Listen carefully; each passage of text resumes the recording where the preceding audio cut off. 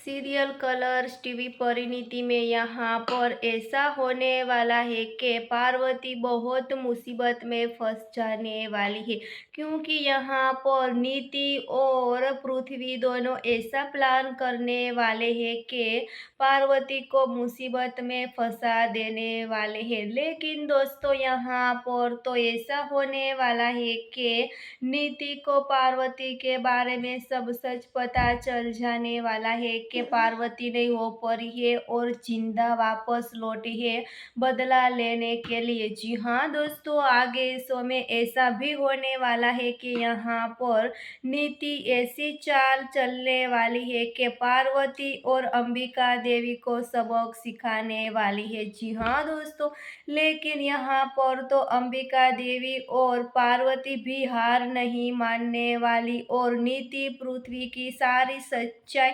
सामने लाने वाली है। जी हाँ, आगे शो में धमाकेदार ट्विस्ट मिलने वाला है। आगे देखने के लिए जुड़े रहिए, सब्सक्राइब और कमेंट करके हमें ज़रूर बताना।